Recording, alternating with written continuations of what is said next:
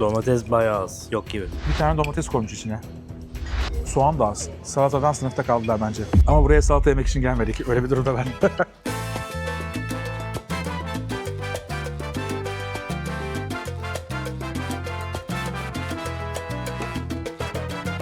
Dünyanın en iyi et restoranları içinde yer alan Don Julio'ya gidiyoruz. Bu hamuru gördükten sonra muhtemelen durmayacağım. Yiyeceğim. Etteki sululuk inanılmaz gözüküyor. Şampanyayla karşıladılar. Ufak bir empanada ve şampanya ile 20 tonluk fırın. İnanılmaz. Büyük, tren gibi. Etlerimiz geldi. Heyecan dorukta. Bana direkt bir Onur tanesi- diye seslendiler. Diziden izlemişler. Ne Diziden dizisi? 1001 Gece'deki Binbir Gece'de Onur'da. Onur varmış. Çok sıcak. Oo. Yeni ekmeğimiz de geldi. Sıcak sıcak. Sürekli ekmek mi verecekler bize? Doyun diye. Oh. Gluten.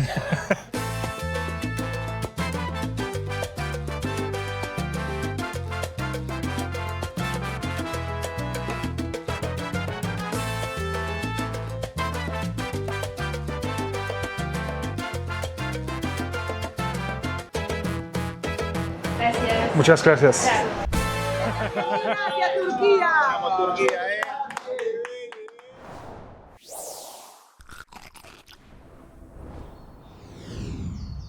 Futbolun, tangonun ve dünyaca ünlü etlerin ülkesi Arjantin'den herkese merhaba. Arjantin, gastronomi anlamında belki de en çok merak edilen rotalardan biri. İlk bölümde bu kültürün temellerine indik. Şimdi ise sıra sizi gerçekten heyecanlandıracak lezzet duraklarında.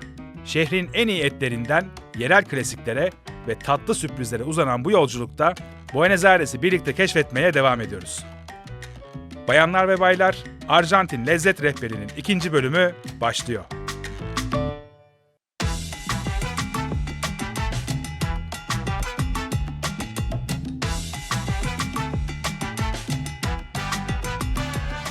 Ciprianis'e geldik.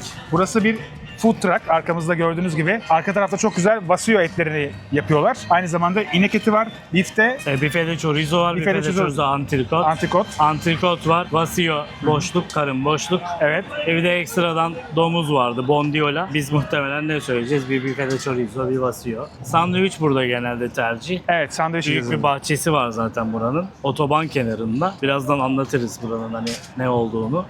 İşte ne kadar tercih edilen bir yer olduğunu, sistemi, sandviçleri, cismini. Her şeyi anlatırız ama arka tarafta inanılmaz bir ortam var. 2 tane konteyner yapmışlar. Bunu masada anlatırız bence. Siparişimizi verelim. Bence evet. Ne yiyeceğiz? Bifede chorizo ile vasio sandviç. Birer Tamam. sandviç alalım. Birer sandviç alacağız. Antrikotla karın boşluk sandviç. Hadi alalım o zaman. Hadi alalım. Hadi. Propina tamam. Tip box'a da attık. O kadar muhabbet ettik, yardımcı oldular. Bıraktık kutumuzu orada. Numaramızı aldık. 52 numara. Masamıza geçiyoruz. Yanınca geliyoruz. Yemekleri alıyoruz. Yiyoruz. Süper. Hadi o zaman.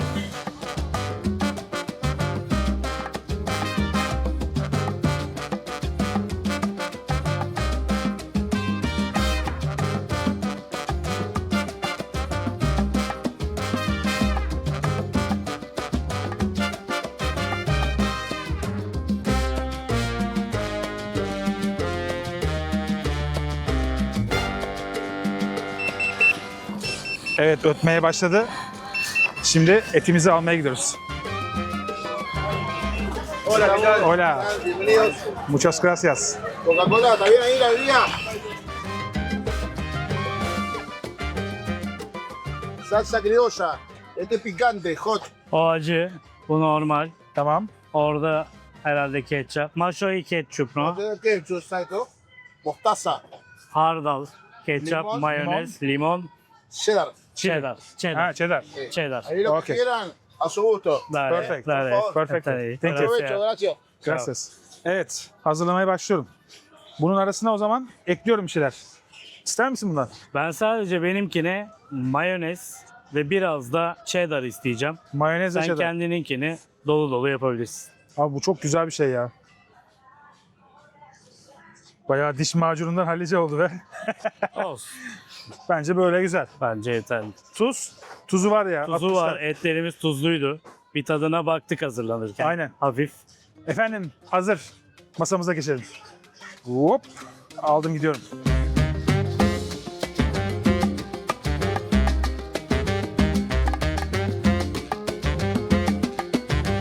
Etlerimizi aldık, masaya oturduk. Çok güzel gözüküyor. Özellikle bu. Vasio. Vasio. Bu antrikot. Aynen. Vasio birazcık daha böyle kırmızı bir et. İçeride tuzlamasından tutun da işte istemesine kadar, pişirmesine kadar her şeyi burada yapıyorlar. Ne kadar süre pişiriyorlardı? 5-6 saat pişiriyorlar. Ateş görüyor ama daha çok iste pişiyor. İste pişiyor. Demin o isli ortamı da gördük. Sizler için içeri girdim. Konteynerin içinde yapıyorlar. Çok enteresan. Konsept çok güzel. Bir alanınız varsa böyle her şeyi yapabilirsiniz. Böyle bir arazide bu tarzda böyle isteme dolaplı büyük etlerin olduğu ama tabii böyle bir et olması lazım öncelikle. En büyük eksik o.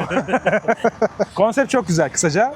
Ben şahsen Buenos Aires'e bunun için aslında çok fazla heveslenerek geldim. Görüntüler çünkü çok güzel. Hakikaten de eliyle böyle parçalıyor. Etteki sululuk inanılmaz gözüküyor. Yani çekerken bile yutkundum böyle yani içerideyken. Gerçekten çok güzel. Bence başlayalım. Özellikle bu Vasio'nun yapılışı, yapılırken çıkan görüntüler. Çok güzel. O seni çeken o sululuk. Başlayalım. Aynen öyle. Başlayalım. Şöyle böldürdük aslında. İkimiz de ikisinden de yiyelim diye. Evet. Ben bundan başlayayım. Önce bir sade tadına bakayım.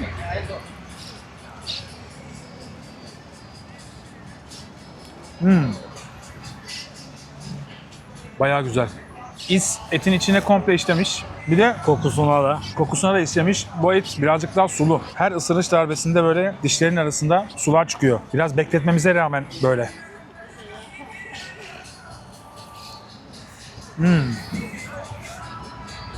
Ekmek de güzel. Ekmek Arjantin'deki sandviççilerin hepsinde bu kullanılır. Öyle mi? Arası boş. Yani Evet. üstünü kapatır, altını kapatır. Böyle yani. Kapatma gibi. Kesik birleşip içine yatmak değil de etin üstünü altını kapatıyor. Bu ekmek kullanılır. Ekmek güzeldir. Az hissedersin ekmeği. Sadece hani tutmak için gibi biraz aslında. Tadı güzel ama çok şey değil. Et fazla, ekmek az gibi. Bu da yumuşacık bu arada. Buna Yani çok onunla doymadan araya bunu bir sok. tamam. Burası 24 saat açık. Biraz önce konuştuk da çalışan arkadaşlarla. Burası aslında yeni bir yer. 2 yıldır burası varmış. Tamam. Hatta burada 5 aydır varlar. Yolun karşısında, otobanın karşısında 1,5 sene durmuşlar. 5 aydır da buradalarmış. Totalde de 2 yıldır varlar. Burası biraz şehrin Buenos Aires merkezinden çıkınca güneye doğru inerken otobanın kenarında kalıyor. Tamam. Güneye doğru indikçe biraz mahalleler, daha böyle tekinsiz gelebilecek gözünüzde mahalleler var. Gelir düzeyi daha düşük mahalleler. Oralara doğru giderken tırnak içinde yani tehlikeli diye bahsedilen bazı mahallelerin aslında arasında kalıyor ama otoban kenarında olduğu için herhangi böyle bir tehlike bir şey yok, zaten canlı kalabalık.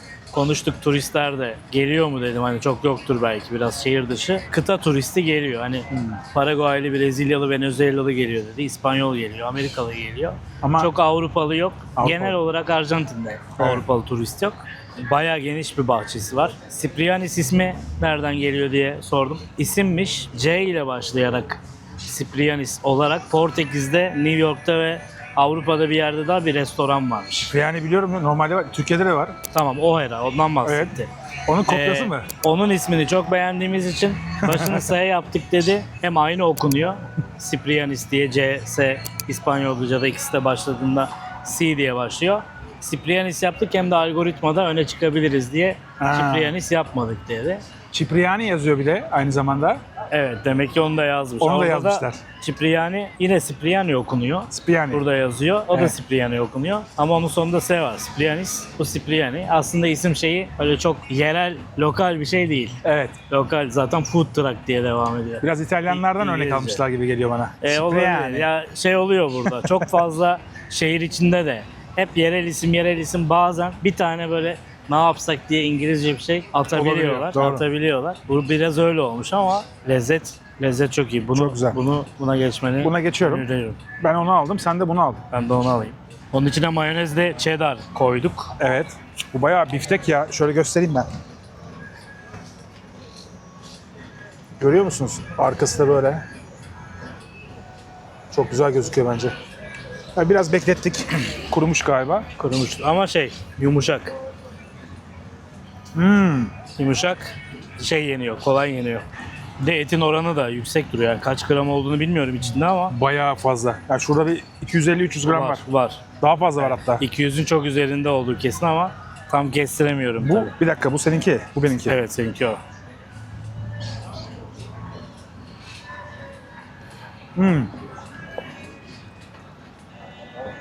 Bunu yemesi daha kolay. Evet. Bu zaten Ama o da parçalanan çok güzel bir et. Yani çok aç olduğumda ben bu eti tercih ederim. Bununla mesela böyle bir güzel bir bowl yapıp üzerine o eti koymak acayip hoşuma giderdi. Ama böyle bir et bulamıyorum işte. Bu cheddar beklentimin üzerinde iyi. Yani ben oradaki cheddar'a çok güvenemedim. Eritilmiş cheddar aslında ama kalitesi yüksek. Tadı çok güzel yapmış. Çok tuzlu bir tadı var. Burası aslında şehir merkezine bir 30 dakika uzaklıkta ama az önce gitmiş olduğumuz Paris'e yediğimiz yerde 40-45 dakika civarında bir mesafeye sahip. evet, birbirlerine hani biraz ters yerlerdeydi. Oraya Evet. gitmeden buraya geleceğinizi düşünürsek hani merkezde kalıp buraya gelseniz 30-35 dakika taksiyle gelinebilir. Bence de çok güzel. Gene konsept olarak çok güzel. İki farklı et kullanıyorlar. Biri inek eti, biri de domuz eti. İnek etinde özellikle kaburga kısmı, yani şu an yediğimiz kısım bu. Kaburga kısmını bu etten, bir de aynı zamanda biftek kısmı var. İki farklı et, hatta daha farklı şeyleri de var. Köfteleri de var. Şey Aynı- falan da var işte chorizo, sosis. Evet. Onlar da var ama hani et yemek için gelip sandviç et yemek lazım. Patates yapması yapıyorlar. Sürekli kızartıyorlar. Yani böyle aklınıza gelebilecek birçok şey var burada. Alan çok müsait. Kalabalık geldiniz olur. Tek başınıza geldiniz olur. Ama 24 saat açık. Önemli konulardan biri bence bu. Bu Gece sandviçin acıktın. boyutu bence büyük. Çok büyük. İyi. Yani ikiye böldük biz o normalde bir bütün. Evet. Yani burada 4 tane yok, 2 tane vardı. Fiyatı O yüzden da- fiyatı da 47.000 peso ödedik kolalarla birlikte. 2 tane sandviç, 2 tane kola 1497 lira. 1490. Burada nereden bakarsan yani her birinde 400 grama yakın et var sandviçte. 400 800 gramlık gram. bir etli sandviç aşağı yukarı 650 TL'ye tek bir tanesi gelmiş oldu. Ve çok güzel pişiyorlar bence. Usulleri çok güzel. O yüzden beğendim. Hatta içeride bize yardımcı oldular. Onlara da bir selam Evet, söyleyelim. selam söyleyelim. Hatta isimlerini aldık. Özellikle söylememiz gerekirse Marita. Marita bize çok Marita yardımcı Hanım, oldu. evet. Tam buradaki şeyini bilmiyorum ama şef gibiydi. Evet. Biz öyle yardımcı Her olduk. şeye o koşturuyor gerçekten. Çok Marita teşekkür Hanım. ederiz. Aynı zamanda Ruben Riquelme.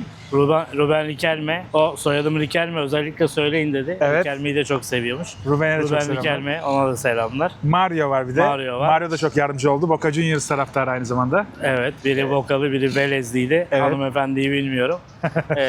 Bir de amca ismini sormadım. O da bayağı Evet, bir Türkleri, amcamız da var. Türkleri sevdiği için bayağı ama yaşı vardı amcanın.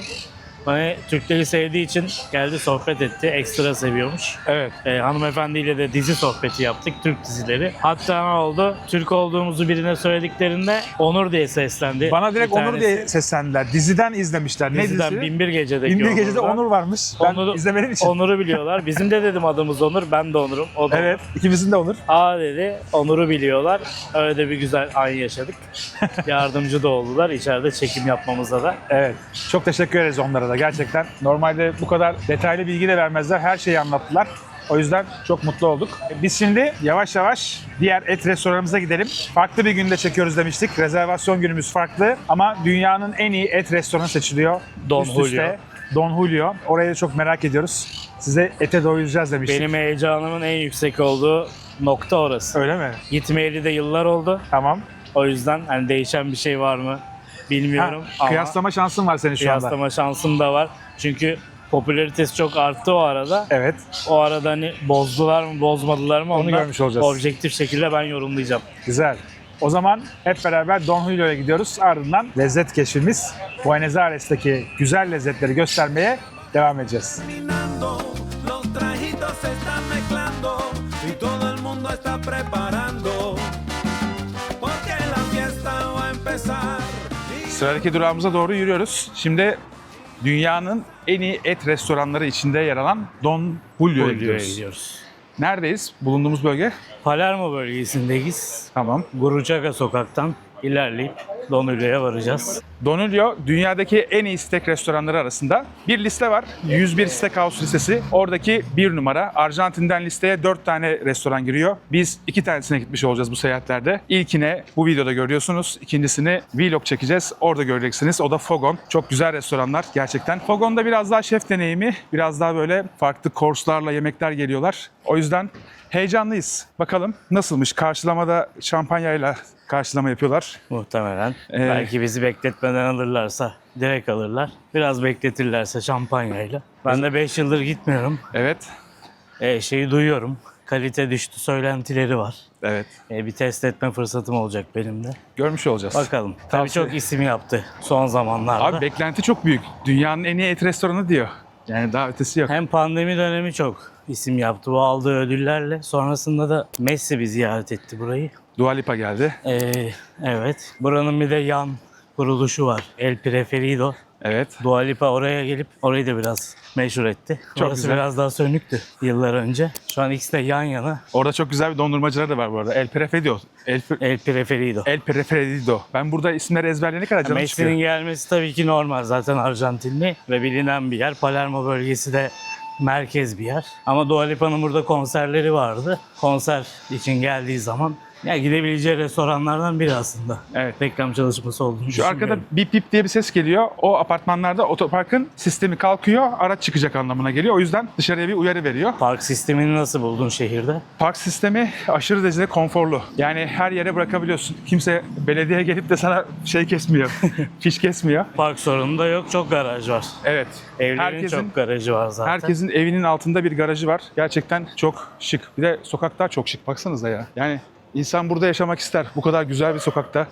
Her yer ağaç. Özellikle benim sevdiğim sokaklardan biridir bu Guruçaga. Donulu'ya giden sokak. Arnavut kaldırımlı Ha, ve bol yol- ağaçlı. Yol Arnavut. Baksana ya. Şuraya göstereyim bir.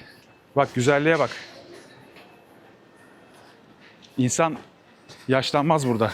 Böyle bir mahallem olsun isterdim ama bak gerçekten. Oye, mamita linda, te estoy invitando a mi fiestón. Hola, buen día. Tenemos reservado para Gracias. 11:30. Gracias. Şampanyayla karşıladılar. Sıramıza Sıraya giriyoruz. geçiyoruz. Tamam. Ufak bir empanada, Evet. kızartma ve şampanya ile Karşılama sıramıza yaptılar. Daha geçelim. merhaba demeden şampanyayı uzattı yalnız. Evet. Farkında mısın? Hani rezervasyonun var mı, kimsin, nesin? Her türlü sırayı bekleyeceksin diyor. Al bunu ondan sonra. Hadi bakalım. Escucha el rico son. Escucha el rico son. Eso rompe el cuero. Paris'e Don Julio'ya geldik. Burası dünyadaki en iyi et restoranlarından bir tanesi. Aslında 101 Steakhouse listesindeki bir numarada dünyanın en iyisi olarak geçiyor. Çok özel bir yer. Rezervasyon konusunda gerçekten sıkıntı yaşadık. Hep haftalar sonrasında, aylar sonrasında rezervasyon var. Şansımıza öğle saatlerinde bir tane boşluk bulduk ve onu yapmış olduk. Birazcık benim şansım artık. Bugün burada farklı deneyimle yaşayabileceğiz. Ardından farklı bir videoda da size Fogon isminde bir restoran göstermiş olacağım. Orası da gerçekten çok güzel gözüküyor. Arjantin'de bu tarzda çok restoran var değil mi? Çok restoran var. Yani çeşitli listelere girmiş özellikle et konusunda birçok restoran var. Don Julio bunlar içinde en popüleri, en sık sık listeye gireni, en sık birinci olanı. Evet. Bakalım yani diğerleriyle karşılaştıracağız. Fogon'a gideceğiz dediğin gibi. O da önemli bir et restoranı ama hani burada yaşarken sürekli yeni bir restoran özellikle et konusunda, Parija konusunda keşfedebiliyorsunuz. Evet. Don Julio yolda da konuştuk. Son zamanlar iyice popülerleşti. Messi ziyaret etti, ünlüler ziyaret ediyor. Rezervasyon sıkıntısı var. Buraya bir ziyaretiniz olacaksa, seyahatiniz olacaksa aslında Don Julio'ya da gelmeyi düşünüyorsanız gelmeden O uçağınızdan rezervasyona göre plan 2 yapmak lazım. hafta, 3 hafta önce rezervasyonunuzu yaptırmanız lazım. En az. Don Julio aslında karşı tarafta bir kasapları da var. Aslında kasaplıktan başlamalar. Ardından Parija kısmı başlamış. Parija biliyorsunuz ki mangal, ızgara demek. Izgara. Dolayısıyla aslen etçiler etin iyisini veriyorlar. Özellikle doğada beslenen hayvanlardan etleri alıyorlar. Çok küçük yaştaki, tam büyümemiş bir hayvanı kesimini yapıyorlar ki daha yumuşak olsun etleri. O yüzden bu restoran dünyadaki en iyi restoranlardan biri. Et lezzetiyle ön plana çıkıyor, aromasıyla ön plana çıkıyor. Ama bazı kesimlerde diyor ki yani ben daha iyi etler yedim. Özellikle Türkiye'de daha iyi etler yedim diyorlar. Benim merak ettiğim yerlerden bir tanesiydi. Checkliste burayı da eklemiş olacağız. Şimdi Siparişimizi verelim. verelim. Bife de lomo tam, asado da tira yarım söyleyelim. Çünkü buradan da videonun devamı devam edecek biliyorsun ki. Yemeğe devam edeceğiz. Yemeğe devam edeceğiz. Evet. Şimdi porsiyonlar da büyük oluyor. Her Evet. ne kadar Don Julio'da olsak da yine Türkiye şartlarına göre büyük olacak. Aynen. Başlangıçlardan da bir şeyler söyleyelim. Zaten bu tür yerlerin başlangıcında empanada vardır. Yine chorizo, morcilla gibi tek konumluk şeyler var. Bugün mesela 16'da kapanıyormuş restoran. Sonra akşam 19'da açılıyor tekrardan gece Evet. 1'e kadar. Yani bu yemek saatlerine dikkat etmeniz gerekiyor. Genellikle rezervasyonun başlangıç saatine yaparsanız daha rahat edersiniz. Sonlarına doğru olunca birazcık daha zor olur. Tabii. Yani ortalardan bulursanız en iyisi olur tabii ki ama yani böyle hani 2 gibi çok iyi olur ama genelde Evet. restoranlar burada öğlen seansı 4'e kadar. Evet. Sonra 7'de ya da 8'de tekrar açılıyorlar. Akşam seansı da 7'de 8'de başlar. 12'de biter ama biraz tabii akşam seansına randevu bulmak çok daha zor. Evet. Orada belki bir ay gibi bir önceden davranmak gerekebilir. Bu arada köşede polis aracı ve polis aracının içinden çıkmış 3 tane polis ayakta bekliyor. Önemli restoranların köşesinde beklerler. Güvenlik sebebiyle. Hem bize güven veriyor hem de kasası fazla miktar parayla meşgul olan işletmelerin önünde genelde Para basan yerler diyelim polis, biz ona. polis olur. Detaylı bahsederiz zaten Buenos Aires'te yaşamdan. Evet. Ama şimdi polisi görmüşken bahsetmek istedim. Şaşırmasınlar yani. Bazı Tabii. köşelerde böyle polisler O size kollarını koyup dikiliyorlar bütün Evet, gün boyunca. O size güven vermeli. Polislerle de diyaloglar güzeldir. Günaydın, iyi geceler. Yanından geçerken selamınızı verirsiniz. Evet. Hani bir olay yok, sizi irite etmesin. Aynen öyle. Bıçağımız da geldi. Bu şöyle göstereyim mi? Tibón es el strip y el tenderloin. Donulio yazıyor çok güzel. Konuyor Paris'e. Güzel bıçakmış. Güzel bıçakmış ama ben sana şey sorayım. Arjantin'deki bu kaşıkla et kesme olayı ya da öyle bir söylenti mi diyeyim, öyle bir ritüel mi diyeyim? Onun hakkında ne düşünüyorsun? Ya o etin yumuşaklığını göstermek amacıyla yapılan bir şov aslında. Ya çatalı saplıyor aslında. Bu kaşıkla kesiyorlar. Evet. Bu etin ne kadar rahat kesilebildiğini gösteren bir yöntem. Her yerde yapmıyorlar ama şov amaçlı yapılıyor Tabii, bence. her yerde Herkes yapılan böyle bir şey değil. herkes böyle yemiyor yani burada. Tamamen bıçakla yeniliyor. Ama şey olabilir, hani etimin yumuşaklığı nasıl diye test etmek istiyorsanız hani bir deneyebilirsiniz kaşıkla. Aynen. Ama her yerde garson gelip size kaşıkla kesmiyor tabii. Evet. Nelerimiz geldi? Ekmeğimiz geldi. Gracias. Şöyle çok güzel bir ekmeğimiz var. Ekmeğimiz geldi. Göstereyim şöyle. Sıcak bu arada. Tuzumuz, chimichurri sosumuz, krioşamız geldi. Krioşa. Chimichurri, krioşa, tuz. Tuzumuz güzel duruyor bu arada. Krioşa'yı ben çok sevdim. Özellikle evde yapacağım bundan sonra. Öyle gözüküyor. Hola. Bu ikisi mi dedik? Pidemos Piel, bife de lomo, bife de lomo, sí. medio asado de tira. Media Mitad. Bien. Dale, vamos a probar. Mini de Con manta, copa, ¿te parece sí. bien? Muchas gracias. O zaman başlayalım. Başlayalım siparişimizi. Focaccia'dan başlayalım şöyle birer alıp.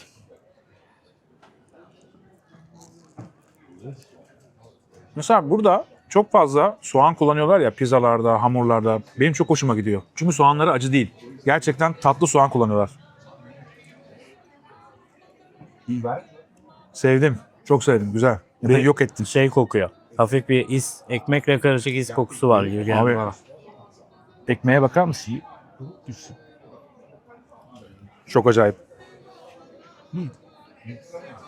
Ekmeğin kokusu inanılmaz. Krioşa ile seni baş başa bırak. Tabii ki ben Beklerken bu seyahatte Krioşa'ya hayran kaldım. Buranın tabları salatası diyelim artık ona.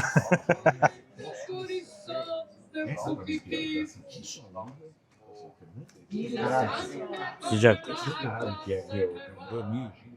Çok doyurmayalım. Hep aynı şeyi yapıyoruz. Aynı şeyi yapıyoruz hep.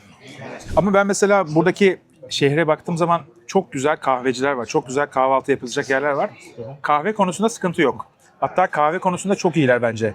İyi kahve içiyorlar. Lezzetli kahve kavuruyorlar. Sütleri de çok güzel. Yani buradaki asıl olay süt bence. Dolayısıyla latte istediğiniz zaman yeni ekmeğimiz de geldi. Sıcak sıcak. Sürekli ekmek mi verecekler bize? Doyun diye. Latte içmek istediğiniz zaman çok güzel bir latte içiyorsunuz. Burada nerede sipariş verdiysek hepsi muazzamdı. Mesela biz nereye gitmiştik? Blanca mıydı? Blanca. Blanca olağanüstü bir yerdi bence. Orada ekmek üstü avokado tost yemiştim ben. Ekmek üstü avokado yumurta. Yanında çok güzel bir Medialuna. medialuna ama kruvasan medialuna ve içinde pastacı kreması ve aynı zamanda böğürtlen reçeli vardı.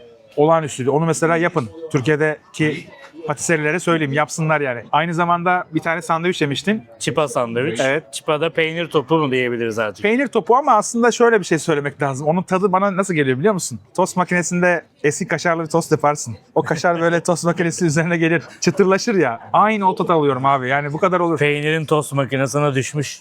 hali gibi. halini çekip aldığındaki lezzet. Ama süt yoğunluğu çok ağır. Yani biraz böyle koyun sütünden yapılmış bir peynir gibi geliyor aslında içindeki tat. Tahmin edebiliyorsunuz değil mi? Yani böyle Ben kıç kıç. dışarıda kahvaltı yaptığımda normal sandviç alacağım ama çipa sandviç alıyorum. En azından o peynir şeyimi de gidermiş oluyorum. Buenos Aires çok güzel bir yer. Bir beklentimin üzerinde güzel. Burada yaşanır diyorum ben açıkçası. Şunu söylemek istiyorum. Bana hatta burada olduğumu söylediğinde sosyal medyadan birçok kişi acaba oraya yerleşebilir miyiz? Gitmeye değer mi? Korkuyoruz. Korkmaya gerek var mı tarzında. Biraz vlog'da bahsedeceğiz ama ucundan da bahsedelim istiyorsan. Ben geldim geleli etrafı çok iyi gözlemlediğimi düşünüyorum. İnsanlar güvenle yemek yiyor. Eğer merkezdeyseniz ve gerçekten şehir merkezinde iyi yerlerden çıkmıyorsanız sizi zaten doyuracak fazla restoran, turistik alan, parklar, bahçe. her şey var. Dün 27 bin adım atmışız. Tekrar gördüğüm bir yer olmadı. Hep yeni bir yer gördüm. Yani inanılmaz bir şey. İstanbul'da bunu yapabilme şansınız yok. Yani caddenin bir tarafından bir tarafına yürürsünüz ancak. Ama onun haricinde İstanbul'un herhangi bir yerinde yürüyemezsiniz. Burası gerçekten şehir tamamen yürümeye elverişli. Şehir planlaması da çok iyi yapılmış hem de şehir düz aynı Düz. zamanda. Evet. Bir de planlama da 1900'lerin başında 1800'lerin sonunda yapılmış ve aynı devam ediyor. Burada deprem de olmadığı için Evet. binalar aynı binalar, yollar aynı yollar. Bazı Instagram sayfaları var ben görüyorum. Eski Buenos Aires diye sadece siyah beyaz. Tek fark o. Tek fark o yani. Ya şöyle söyleyeyim. Gördüğüm kadarıyla buradaki insanlar da mutlu. Sadece ekonomik kriz var mı? Var. Aynı bizdeki gibi. Ama sokakta kimse kimseyi rahatsız etmiyor. Güvenlik problemi yok. Güvenlik problemi bence bizim ülkemizde daha fazla var. Sokakta yürürken başına bir şey gelme olasılığı daha fazla olabiliyor. Maalesef. Yani görüyorsun. Çocuklar bile artık suça karışmaya başladı. Belli başlı gruplar olmaya başladı ülkemizde. Ama burada belki onun onda birini bile görmedin daha henüz. Evet, sokakta kalan insanlar var. Onlar bile çok saygılılar. Kimse kimseye karışmıyor. Ve şehir düzeni de bana Madrid'i ve aynı zamanda Los Angeles'ı hatırlatıyor. Bazı binalar Los Angeles'a çok benziyor, sokaklar. Çok geniş sokaklar. Bir ana yolumuz var parkın yanında. 11 şeritli otoban sanki yani. 11 şeritli yol yapmışlar şehir içine. Normal yollarda da O 5 arada park var, altında bir tane daha ondan var. Evet, 11-11 gibi düşün. Evet. Veya işte bazı yollar 5 şerit gidiş, 5 şerit geliş. Şehir içinden bahsediyoruz. Dolayısıyla çok düzenli, çok... Ve öyle hani atıl bir yol değil, sağ solu gayet düzenli, yeşil. Abi sokaklar tertemiz. Tertemiz. Bir tane çöp bulamazsın. Bir tane sigara hizmeti görmedin daha henüz. Çok enteresan. Hola. It's made with winemaker Noemia. It's a popular winemaker in Patagonia, the North Patagonia Riviera.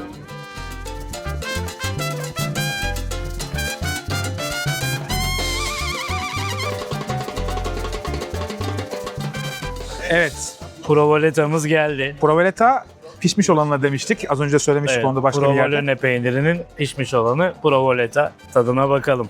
Ben şöyle sana servis edeyim. Karşılaştırma da yaparız. Bu arada eskici geçiyor, sesi geliyorsa bilmiyorum. Evet. Mahallelerden geçer. Patates, soğancı. Bizdeki gibi. En lüks mahalleden bile geçiyor. Bu daha böyle çıtır çıtır. Biraz daha daha güzel duruyor. Daha önce yediklerimize göre. Gerçekten farklı diğerine göre.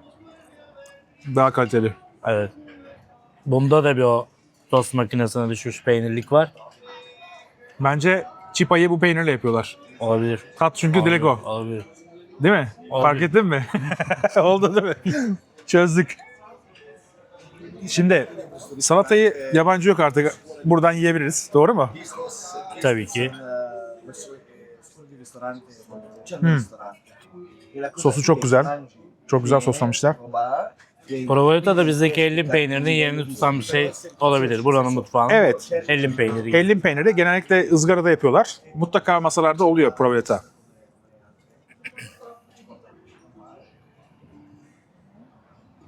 Gracias. İnanılmaz ya. İnanılmaz. Servis memnun etti mi? Tabii hesap fazla gelecek servisi bu biliyorsun değil mi? Oradan düzeltiyor. 1000 lira daha yazdım gibi bir şey oldu. Bu tarz yerlerde genellikle böyle peçetelere bakacaksın. Peçete çok kaliteliyse hesap fazla gelecek restoran oluyor. Ama şimdi bak dünyada kaç kez geleceksin? Yani tamam sen mesela 5 sene önce gelmişsin değil mi? Ben 5 senedir gelmiyorum. İşte 5 senede bir gelinir. Misafiriniz varsa gelinir. Evet. Çünkü uzaktayız.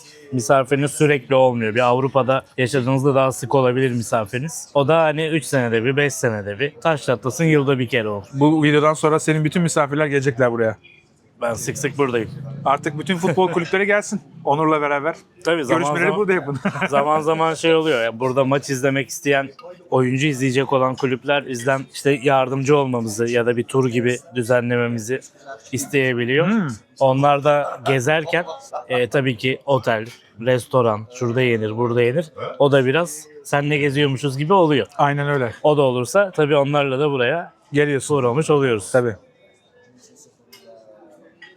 Şehirde çok güzel restoranlar var. Mesela dün akşam gördüğümüz çok güzel bir böyle uzak doğu konseptli Parije vardı. Neresiydi? İsmi neydi? Niño Gordo. O da Palermo bölgesinde. Buraya yakın. Ama olağanüstüydü yer ve rezervasyon olmadığı için yani yer olmadığı için giremedik oraya. Biraz plansız geçmişken bakalım Evet. biraz inceleyelim dedik. Ama içeri girip bir baktık yani en azından ortamı görmüş olduk. Zaten hem 50 Best'te hem de Michelin listesinde. Dolayısıyla oraya da artık bir sonraki gelişimde gitmeyi istiyorum. Şu anda Bir sonraki ise Seni- zaten bir liste oluşuyor. kesinlikle önümüzdeki senenin listesini oluşturuyorum. Hepsine gitme şansım yok. Etlerimiz pişiyor bu arada. Ben az önce içeri girdim. Hanımefendi bana etleri anlattı ve gerçekten her birinin nasıl olduğunu anlattı. Nasıl yağ dokusuna sahip olduğunu. 3 tane farklı pişirme alanı var. Sol tarafta patatesleri ve başlangıç işte böyle bize ekmek vermesin daha. Ha. Evet bir hesap fazla gelecek. 1000 lira da 1000 lira daha eklendi. yazdı taksimetre gibi güzel. Yani azıcık aldığımız neydi bu? Kriyoşa. Kriyoşa'dan azıcık almıştık. O yenilendi, Tazelendi. sıfırlandı. Evet. Bence olması gereken servis de budur ama. Budur. 3 farklı ızgara alanı var. Sol tarafta patatesler ve başlangıçta işte peynirler pişiyor. Orta kısımda steakler, etler. En sağ tarafta da başlangıçlarda sunulan işte chorizolar, sosisler onlar pişiyor. Birbirine karıştırmıyorlar. Yani et sadece et ızgarasında pişiyor. Yine asansörlü sistem var. O çevirerek asansörlü ateşten uzaklaştırma, yakınlaştırma. Onların hepsi siparişin teslim saatine göre, zamanına göre ayarlanıyor. Muazzam bir sistem. Bana kömürlerin olduğu alanı da açtılar. Yaklaşık olarak 600 derecelere çıkıyor burası dedi sıcaklık. 600 derece sıcaklığın önünde çalışıyor orada ızgarada. Ateşin önünde çalışan kısmı çok zor. 1000 lira daha yazdım. Çok zor. Ya burası için değil sadece. Genel konuşuyorum. Çok zor. Biz Ferroviario'da ızgaranın başına geçtik. Ben Özellikle size orada. yemin ediyorum saunadan çıkmış gibiydim ben. Saunaya girdim. Bir damlıyor, 2 damlıyor, 3 damlıyor. Saniyesi Evet fark yani yok. 5 dakika durduk durmadık. Sırılsıklam oldu. Ama orada çalışıyorlar yani inanılmaz bir şey. Salatamız marul. Aynı zamanda soğanlı ve domatesli bir salata. Ama domatesi birazcık az geldi gözüme. Domates bayağı az. Yok gibi. Bir tane domates koymuş içine. Soğan da az. Salatadan sınıfta kaldılar bence. Ama buraya salata yemek için gelmedik. Öyle bir durum da var. Vegan değiliz biz. Birazdan salatadan sınıfta kalma olayını tamamen unutabiliriz. O zaman cheers. Evet, Gracias. servislerimiz de yenileniyor. Çünkü etlerimiz geliyor. Cımbızla masadan parçaları toparlıyorlar. Evet. Bu tasarıma bakıyordum da demin bahsettim. Bu Buenos Aires'te Arjantin'de köşe restoranları çok var. Kafe, restoran hep köşelerde. Evet. Köşenin ortası da restorana ait, sağa solu da ait. Çok enteresan. Şöyle. ya. Güzel oluyor. Sokakta oturmayı seven, daha kapalı alanda değil de Ama bak şöyle bir şey var. Biz hep söylüyoruz ya normalde İstanbul'da veya işte büyük şehirlerde restoranlar sandalye masalarını kaldırımın üzerine atıyorlar. Dolayısıyla yolda yürüme şansın azalıyor. Ama Buenos Aires'te bunu sistematik hale getirmişler. Yoldan alıyorlar. Yani araç park edecekmiş gibi düşünün. Şu anda bizim bulunduğumuz bölge 2 araçlık park alanını kaplıyor. Hem arkamızda 2 masa hem önümüzde 2 masa var. Dolayısıyla otomobillerin park edeceği alanları, cepleri bu şekilde oturma alanları yapmışlar. Ve dolayısıyla restoran, kafe var. evet Ortasında boşluk, insanlar Boşluk. yürüyor, kaldırım. Orada restorana, kafeye dair hiçbir Yol- kalabalık yok. yolun üzerinde Yolun üzerinde de bir platform üzerinde genelde ya da normal yolun üzerinde ya kapalı ya açık sandalyeler, masalar var. bence çok Hep şık. düzen bu şekilde. Evet. Bu mesela bizlere yapılsa çok güzel olur diye düşünüyorum. Belediye başkanlarımız izliyorsa bu şekilde revize etmeniz hem şehri güzelleştirecektir. Hay el ritmo y pa gozar, por eso tienes que comprender que el ritmo nunca se para, se sigue hasta el amanecer.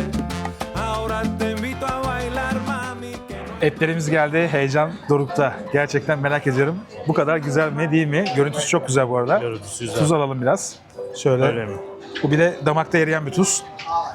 Şimdi oynuyor böyle. Ete bak.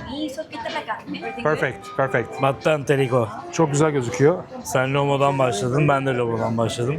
Pişimi güzel bence ya. Lezzetli bir et, yumuşak et.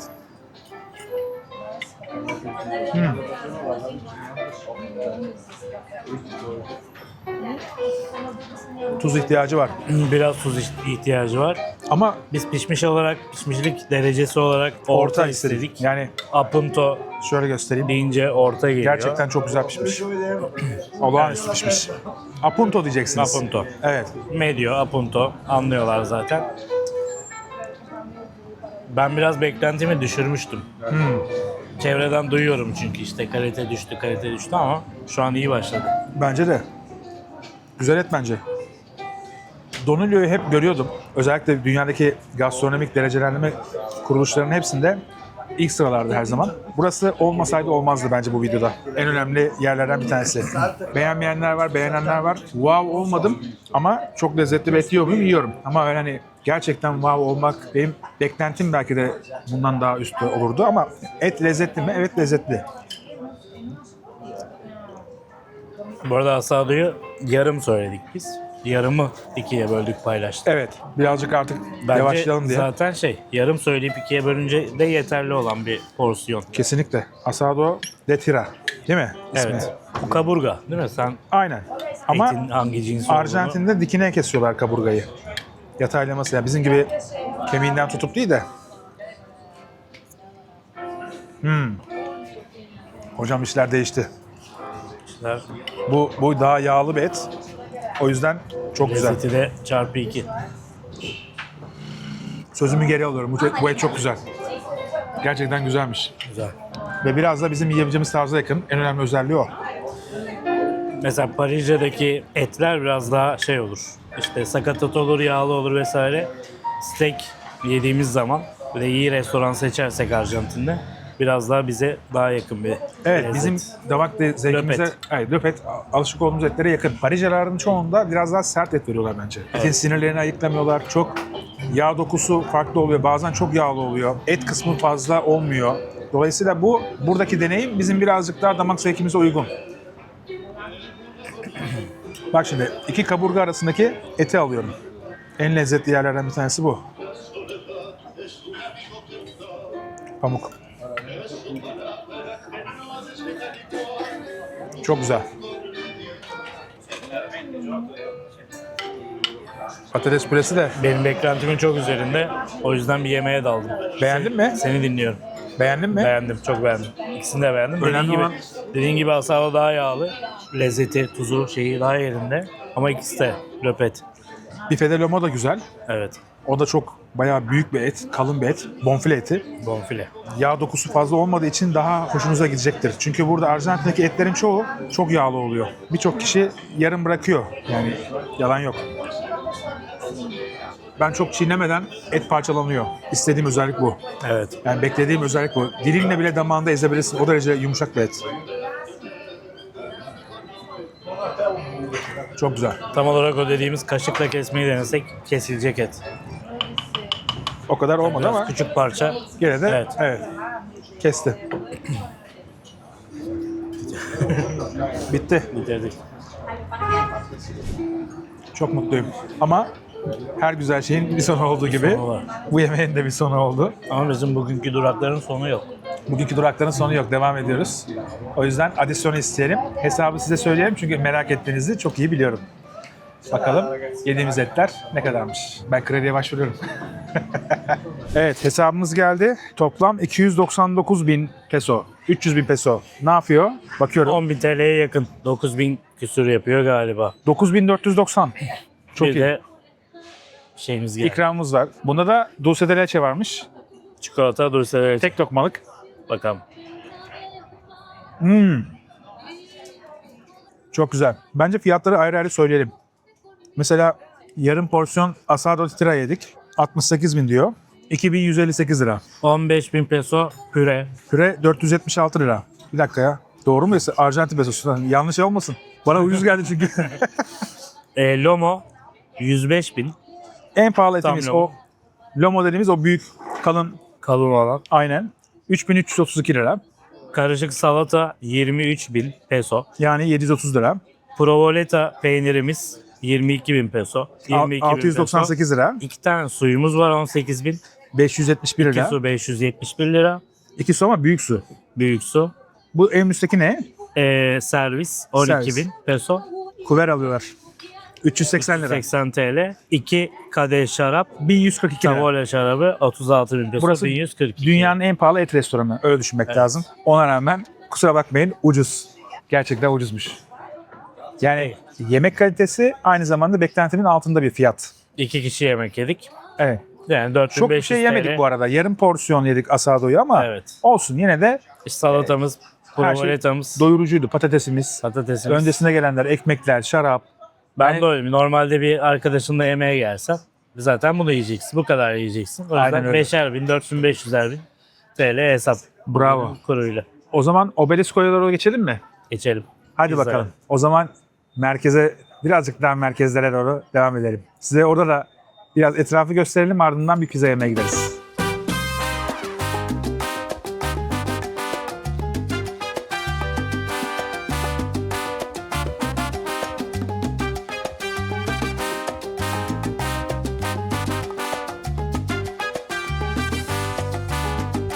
Çok güzel etlerin ardından tekrardan merkeze geldik. Şimdi merkezdeki lezzet keşfimize devam edeceğiz.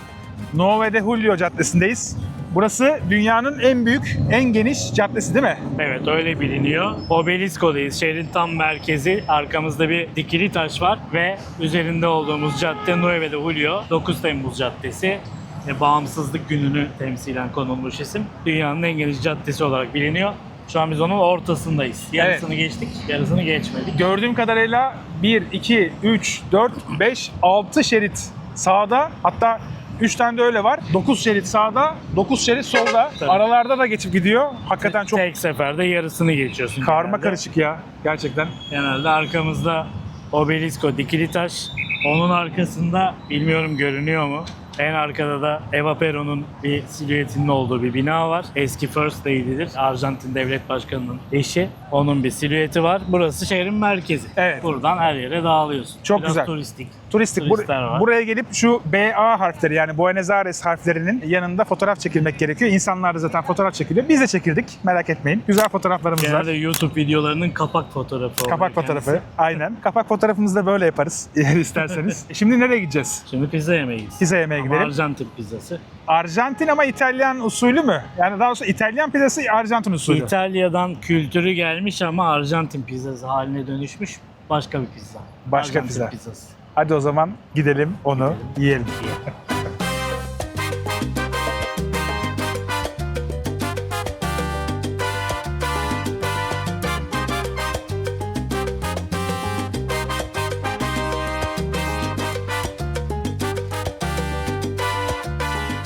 Şimdi Obelisko'dan Corrientes Caddesi'ne girdik ve arkamızda Guerin var. Guerin var. Buranın en eski pizzacılarından biri. 1932'de gelmiş aile. 32'de gelmiş. 32'de burayı açmış. Guerin 32'de açılma.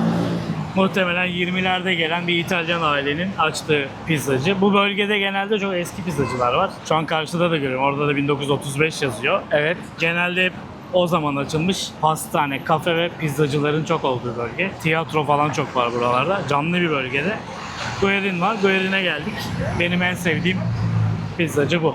İsterseniz normal büyük pizza yaptırabiliyorsunuz, isterseniz de dilim pizza yaptırabiliyorsunuz. Yani dilim pizza alabiliyorsunuz. Farklı çeşitleri var. Genellikle böyle tava usulü taş fırında odun ateşinde pişiriyorlar. Dolayısıyla lezzetli bir pizza yiyeceğimizi, altının böyle pişmiş olabileceğini, Tabii. çıtır çıtır olacağını tahmin ediyorum. Tabii. Vakit kaybetmeyelim. İçeri girelim. İçerideki ambiyans çünkü çok güzel. Gerçek bir Arjantin ambiyans. Bakalım İtalyan pizzasına oranla Arjantin pizzası hakkında siz ne düşüneceksiniz? Önce biz ne düşüneceğiz onu söyleyelim. Ardından sizler beğenecek misiniz? Hadi bakalım.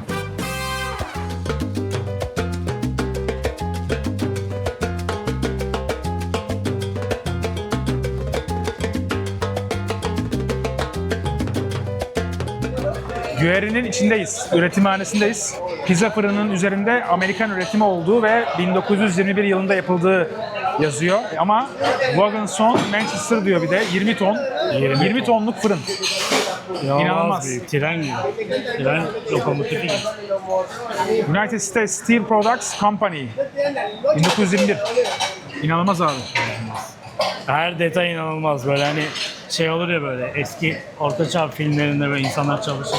Her yerde biri çalışır. Abi şuradaki karides ne kadar koydu bakar mısın? İnanılmaz. İnanılmaz. Şu abi de zavallı yarım saattir soğan rendeliyor orada. Zaten malzeme bolluğu ve kalınlığı, doluluğu zaten inanılmaz. Evet. Ama içerinin şeyi de inanılmaz. Yani mimarisi olsun, çalışma şekli olsun, eskiliği olsun. O da ayrı inanılmaz. Çok çok enteresan. Bu ne acaba? O faina diye bir yiyecek. Fayına. Tadına bakarız. Yumurta ağırlıklı, un yumurta gibi bir şey. Demin zaten karışımı hazırladı. Ondan sonra fırına verdi. Tamam odur. Tadına da bakarız. Evet. Genelde böyle 2 dilim pizza yanına bir faina söylenir. Evet. Biz de öyle yaparız. Abi şuradaki- Hem de bir değerlendiririz. Pizzalara bakar mısın? O kadar güzel duruyor ki. Kütükler gidiyor bu arada. Odun ateşi dedim de bayağı büyük kütükler. Yani şurada görebilirsiniz. Onları atıyorlar ve 20 tonluk bu inanılmaz fırında pişiriyorlar. Arka tarafta olağanüstü bir Çalışma düzeni çalışma de var. çok O hamuru yoğurmak çok zor. Elle yoğuruyorlar. Manyaklık bence ya. Olağanüstü derecede zor. Çok sert zaten hamur belli ki. Sert bir hamur olduğu için kabarması güzel oluyor. Aslına bakarsan tava pizzası yapıyorlar. İçeride pişiriyor. Sonrasında isteyene şurada bir kömürlü bir alan daha var. Ters çevirip bir de tersinden iç kısmını pişiriyorlar. Bak şu an çeviriyor mesela. Ardından oraya çok enteresan bir tarz. İlk defa görüyorum. Yani İtalyanlarda böyle bir tarz yok normalde ama şu focaccia'lara bakar mısın abi? Nasıl bir kabarıklık. Bunda inanılmaz sandviç yaparsın. Böyle bir lezzet olamaz yani. Şu an burası benim için cennet. Yani İtalya'da böyle bir yer görmemişimdir hayatımda. Öyle söyleyeyim. İtalyanlar Arjantin ve Amerika'ya göç etmişler. Bir kol Arjantin'e, bir kol Amerika'ya. Amerika'da farklı bir çeşit pizza yapmaya başlamışlar. Arjantin'de farklı bir çeşit, İtalya'da farklı olmuş. Buradaki çeşit bu. Burası zamanla olmuş ki Arjantin pizzası. Ama işte kökeni İtalyan pizzası. Onu geliştire geliştire kendi stillerini oluşturmuş. Yani O 1932'den beri yıllardan beri, 32'den beri de böyle. muazzam. Geçelim artık pizza yiyelim. Çünkü yani şu hamuru denemek istiyorum. Olağanüstü gözüküyor ya. Heyecanlıyım şu an. Luna Park'ta gibiyim biliyor musun? Yemin ediyorum bak bu kadar mutlu olamazdım. Hadi geçelim. Geçelim.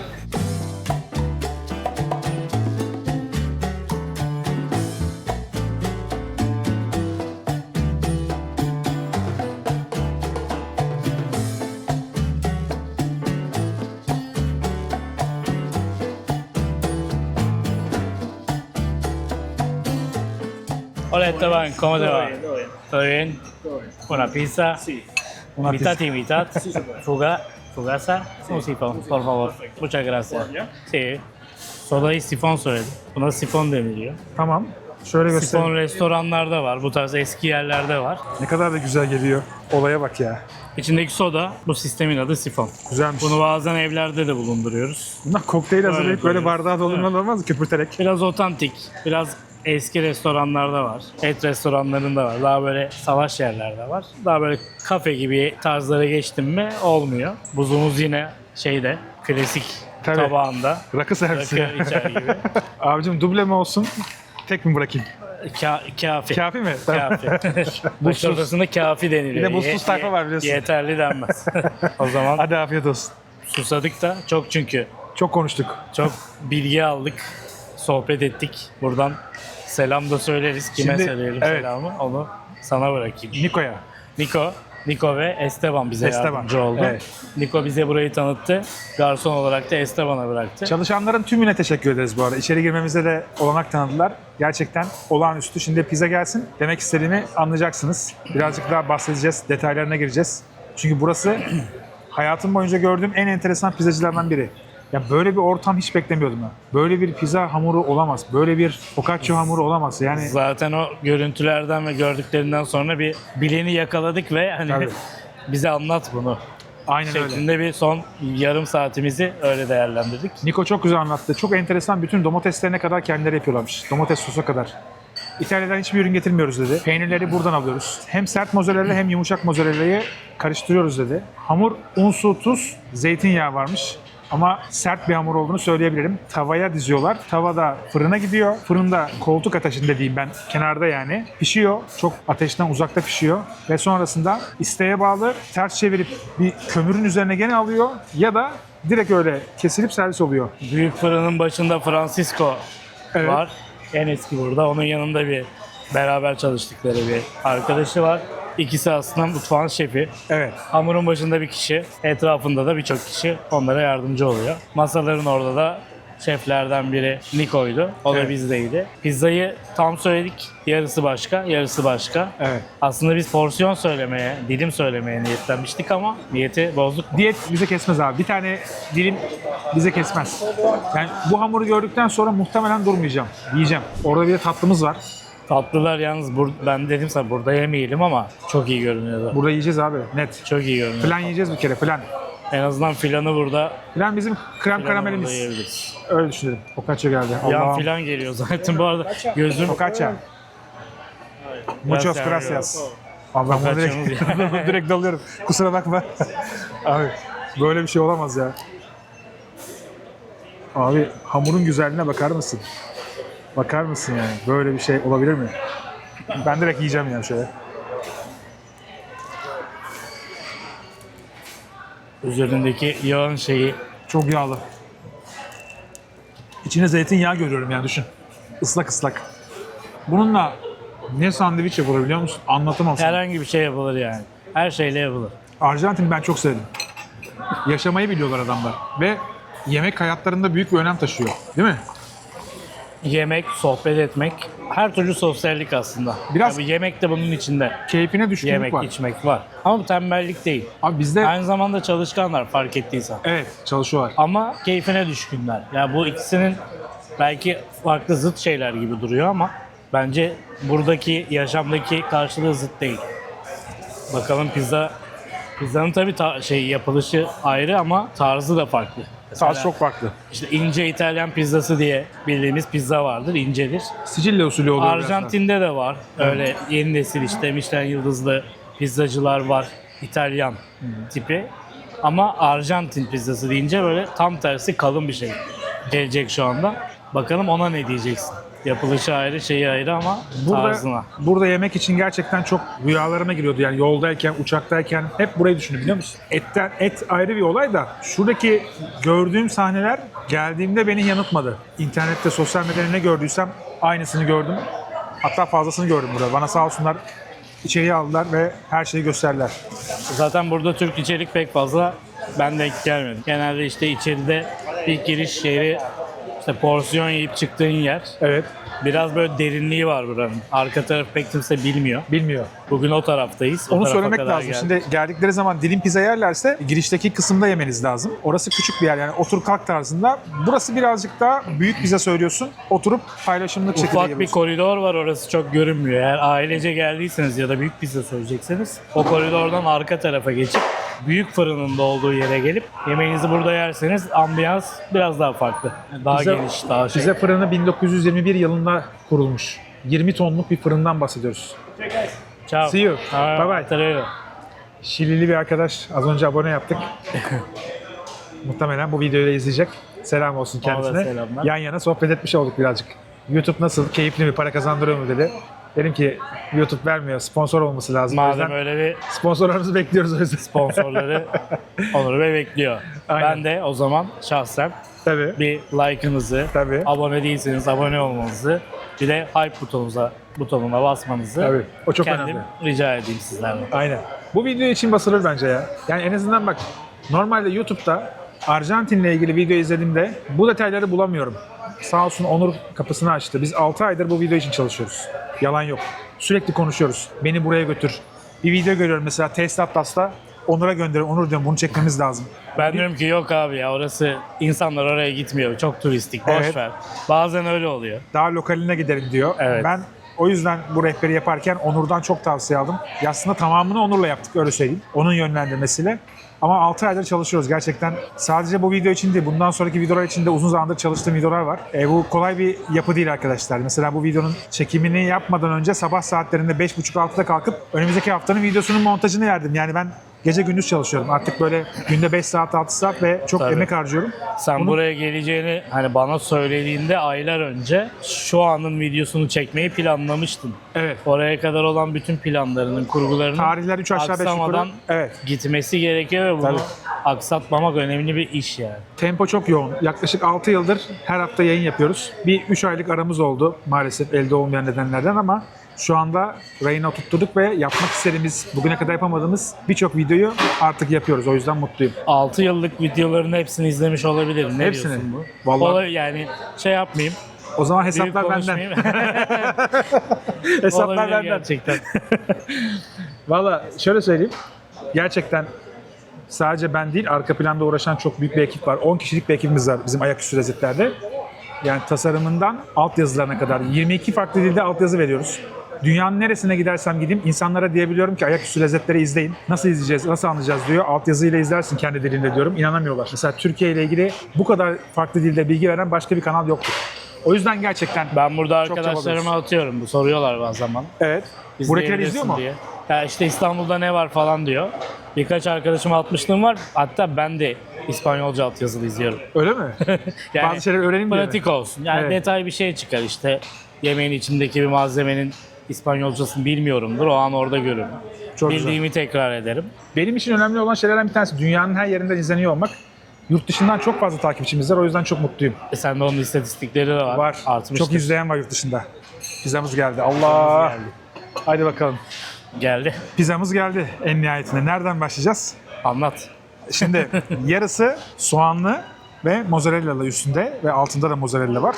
Bu tarafta domates soslu Ve mozzarella. ve mozzarella'lı. Gene üst kısmında bol bol mozzarella var. İsim olarak burası mozzarella'lı pizza. Burası fugassa. Fugassa. Fugassa o üstü komple soğan gördüğümüz. Evet. Tam Arjantin usulü olan, başka yerde bilmiyorum. Var mı Arjantin'e özgü bir pizza? Fugassa bol soğan var. Şu an üstü yine peynir kaplandığı için o kadar yokmuş gibi görünüyor. Ama yani soğanlı pizza diyebiliriz. Fugassa.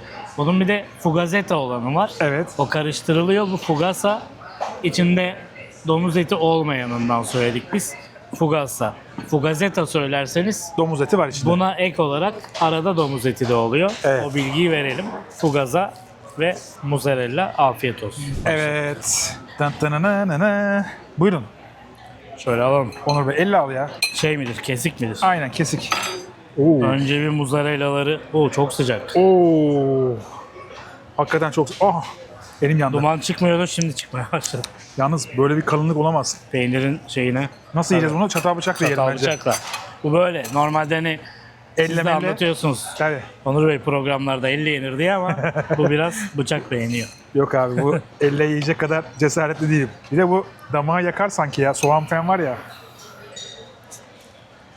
Küçük Sen- yiyeyim ben. Bunu bir küçük Biz atayım şu da. an neyle başladık? Mozzarella ile. Soğan yok. Onda o var mı? Bende var. Sende var, bende Ama yok. böyle bir mozzarella olamaz ya.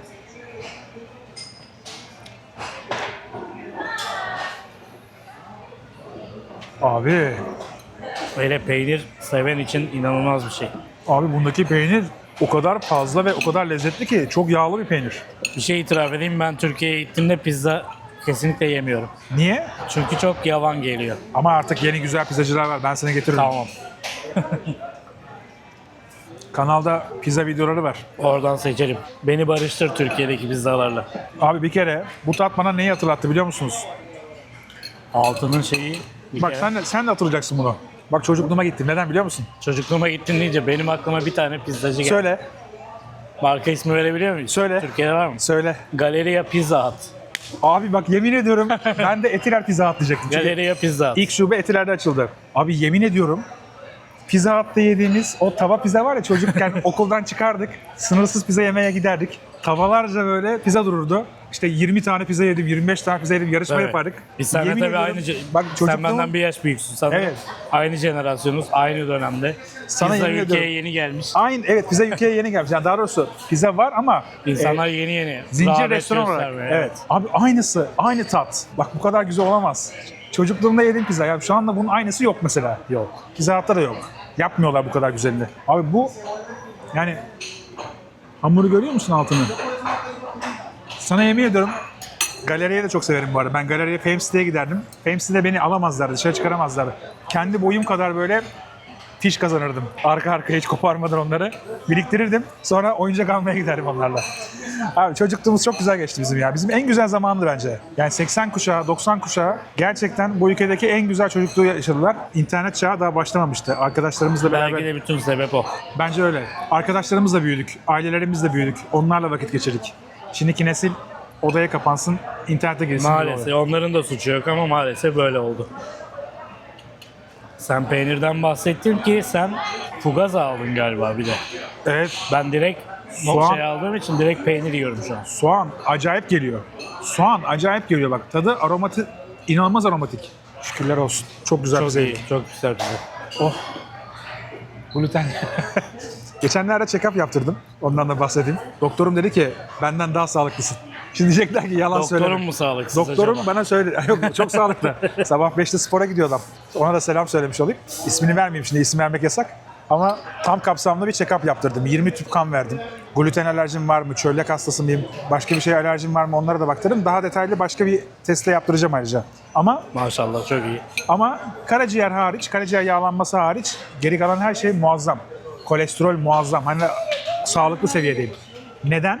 Çünkü sizin gördüğünüz ekran karşısında sürekli yemek yiyorum ama ekran karşısında olmadığında ben çok sağlıklı besleniyorum. Bana sadece sporla ilgili tarz değişikliğine gidelim dedi doktorum. O yüzden ona gideceğim.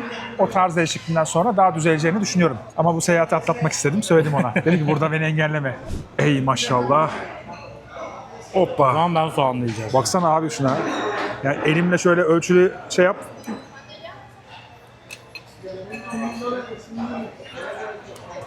Evet ben soğanlıya geçtim, sen soğansıza geçtin. Bunda sarımsak var. Çok iyi. Sarımsak var ve çok Bence iyi. mesela o bundan daha iyi. Ha, ben bir tane bir şey söyleyecek olsam Fugaza değil mozzarella söylerim. Bunun domates sosunda sarımsak var. Domates sosunu da bu ara kendileri yapıyorlar. Şey sayarken Niko sarımsak saymıyor da unutmuş olabilir ama. Domates sosundan bize bahsetti. Ama ben kaçırmam abi. Benim damağım kaçırmaz. Bunda sarımsak var. Vardır. Buranın özel bir domatesi. Küçük domates tercih ediyorlarmış. Domatesler geliyor, dışarıdan geliyor, satın alıyorlar. Her şeyi, domates sosla ilgili her şeyi içeride yapıyorlar. Kendileri yapıyor. Hazırlıyorlar. Sürekli bittikçe yenileniyor. Yani 4 saat gibi bir süre içinde yenileniyor sürekli dedi. Zaten varille şeyde geldi diye. Evet. Sos üretim olarak, ürünler olarak Arjantin ürünleri. Küçük Orada- domatesler. Sepet sepet domatesler var. Her şeyi sıfırdan kendilerinin yapıyor olması bence muazzam bir şey. Böylesini görmedim. Genellikle İtalyan restoranların çoğunda da San Marzano domatesi kullanırlar. Hepsi paketlidir, kavanozda. Tabii iyi bir marka alıp ondan ilerliyorlar ama burada yapıyorlar. Bence bu çok daha değerli. Çok daha özel, çok daha taze, çok fresh, çok damaktaki tadı, aroması çok güzel. O mozzarella pizzanın tat olarak sarımsaktan bahsettin. Evet, sarımsak Onun tadı dışında geliyor mesela. Hamuru diğeriyle aynı tabii ki ama Hamuru aynı. daha pofuduk geldi bana. Şimdi bu muhtemelen soğan kabarmasını da engelliyor birazcık daha basıyor. Ama bu biraz daha pofuduk, damakta daha çiğneyebileceğin, daha mozzarella'nın altının da ıslak kaldığı bir pizza hamuru. Abi çok güzel. Ama peynirin de ayrıca bak. Peynire bakar mısın? Erimişliğinin derecesi elimle yapsam böyle yaparım yani. Ben böyle pizza yemeyeli işte çok oldu. En son Pizza Hut Levent'te. Selam olsun galeriye ve Levent Pizza Hut'lara. Aynen. Buraya genelde biz geldiğimizde 2 dilim artı içecek giriş bölümünde öyle atıp gideriz. Evet. Genelde öyledir. İşin adabı. Ailece geliyorsan, arkadaşlarla geliyorsan tam söylersin. Genelde yarı yarıya. Yol gözümde büyüyor Arjantin için ama sanırım her sene bu zamanlarda geleceğim ya. Yani bu benim için New York gibi, Tokyo Yolun gibi. 6-7 saate geçtikten sonra biraz içinden söylenmeye başlarsın. Her Başlıyorsun. seferinde Tabii söylenmeye net. başlarsın. Allah kahretsin. Geri döneyim diyeceksin. İndirin Evet, beni aşağı. öyle oluyor. Olmuyor. Burada yaşıyorsan bile öyle oluyor. Yani tamam yaşamayayım o zaman, gitmeyeyim oluyor. Orayı atlattıktan sonra geçiyor. Benim mesela bazı seyahatler uzun ya, mesela Tokyo öyle. Los Angeles öyle. Şimdi önümüzde Amerika seyahatleri de olacak bu arada. Onu da müjdesini vereyim. Onu da planlıyorum çok uzun zamandır. Bu seyahatlerde eğer ki güzel bir şeyler çekmişsem, size güzel anlatabilmişsem, onun hazzıyla geri dönerken çok mutlu oluyorum. Kesinlikle o yol bana külfet gelmiyor. Buralara son gelişim değil diyorsun. Değil. Kesinlikle. Arjantin'e tekrar geleceğim ki et, pizzalar, sabahki kafe ortamları, insanların sokaktaki rahatlığı, cıvıltısı, yaşamayı sevmesi beni gerçekten mutlu etti. Yani ben burada böyle sanki 2-3 ay geçirsem ben de mutlu ve pozitif bir insan, daha pozitif bir insan olacakmışım gibi geliyor. Tabii ki çok mutluyum kendi hayatımda da. Dışarıya göre çok kapalıyım ben. Evden çok fazla çıkmam. Hayatımızı işte eşimle beraber, Tülin'le beraber çok dışarıya yansıtmayız. Çok sevmeyiz açıkçası diğer insanlar gibi paylaşmayı. Ama burada daha rahat olabileceğim hissiyatı var bende. İnsanlar birbirlerini yargılamıyorlar. Neden yaptın, neden şöylesin, neden böylesin demiyorlar. O kesinlikle yok. Evet. O biraz hani göçmenlikle kurulmuş bir ülke olmasından kaynaklı olabilir. Herkeste bir durum var Herkesin- çünkü. Evet, herkes saygı duyuyor. Buradaki asgari ücret nedir? Tam olarak bilmemekle birlikte 350 dolara falan denk geliyor. 350 dolar. 350 dolara falan denk geliyor. Vay be. Türkiye'den aşağı. Ama tabii asgari ücret kazanan ne kadar insan var? Çok olmayabilir. 800 dolar bandında insanlar maaş alıyordur. 700 Ortalama 800 bandında alıyor. Ama şehrin en iyi bölgelerinde bir ev kirası da yine 700-800 dolar. Anladım. Bu klasik yani bizdekiyle aşağı yukarı aynı. Aşağı yukarı aynı. Ha, belki biraz daha iyi olabilir. Ama bizdeki gibi hani bir 23 yaşındaki bir genç ilk işime girdim hadi bir eve çıkayım dediğinde maaşıyla ev kirası ancak belki denk gelir yani. Türkiye'de de benzer hatta denk gelmiyor son zamanlarda. Burada da öyle gençler Avrupa'da bahsediliyor ya, işte genç 18 yaşını aşar ve kendi başına yaşama öyle bir şey yok burada. Evet. Zaten aile şeyi çok yüksek, aile bağları. Hadi ben gidiyorum diyen de gitmez, hadi ben gidiyorum da demezler çok. Öyle bir niyet de çok olmaz yani. Beraber yaşıyorlar. Beraber yaşıyorlar. Gerçekten iyi kazanıyorsa artık. Tamam var bazı işte beyaz yaka, yalnız yaşayan kızlar, erkekler ama az yani. Çok güzeldi. Çok lezzetli bir pizza yemiş olduk. Buraya gelmekten dolayı çok mutluyum. Eminim sizler de Arjantin'e, Buenos Aires'e geldiğiniz zaman buraya geleceksiniz ve benimle aynı duyguları paylaşacaksınız. Geldiğiniz zaman Nico'yu bulun. Nico'ya deyin ki ben bu pizzadan istiyorum aynısından. Onurlar ne yediyse. Niko kim deyin hemen. Aynen Nico Muhtemelen. kim diye bir söyleyin. Pizzayı gösterin aynısından. Same diye söyleyin. Aynısından istiyorum nasıl deniyor İspanyolca? Mismo. Mismo. Mismo diyecek. Mismo. Böyle göstereceksiniz. Bak onu bile artık yaptık. Daha ne yapalım? Peki. Bu arada mesela şu anki durumumuz bitti. Yok ben devam Burada edemem. da Paket. paket yapacağız. Paket Burada yapalım. paket yapma kültürü yaygın. Söylediğimiz gibi gönül rahatlığıyla paketleyeceğiz, devam edeceğiz. O zaman tatlımızı söyleyelim. Tatlımız gelsin. Ne olduğunu da anlatırız geldiğinde. Bunun da paket yaptıralım. Ne söyleyeceğiz? Flan söyleyeceğiz. Filan. Flan buranın krem karameli. Yanında da dulce de leche. Dulce de leche. Dulce de leche ve krema geliyor ayrıca bir. Evet. Bir de bir tane daha dondurmalı bir tatlı var. Onu da gördüm. İkisinden de söyleyelim. Dondurma benim gördüğümü gördüysen çok güzel duruyordu. Yeriz ya gösterelim. Tamam. Gö- Tadına bakarız burada. gösterelim. Bitirmeyelim tadına bakalım. Tamam. O zaman ben Esteban'ı çağırıyorum. Esteban gelince söylerim. Paketimiz de geldi. Gracias. Bunu artık sokakta evsizlere vereceğiz, değerlendireceğiz. Merak etmeyin. Ama böyle paket yapıyor olma... Oha ne kadar ağır. İstanbul'da bir pizza söylesem bu kadar ağır değil. Bak. Kaç dilim kaldı? 4 dilim bile kaldı. Onlar inanılmaz Dört ağır. dilim kaldı. Bizim orada köşede oluyor. Onlara veririz. Veririz. Tatlılarımız geldi. Tatlarımız geldi. Önümüzde bir Flan var. filan iki çeşit oluyor. Filan casero. Casero ev yapımı gibi. Hani ev filanı. O sade oluyor filan. Bu filan mixto. Karışık filan. Burada dulce de leche'si var yanında. Öbür yanında kreması var.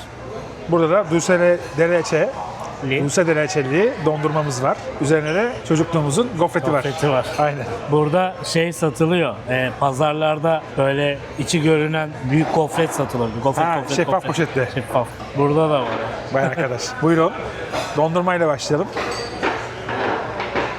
Aynı anda alırsak.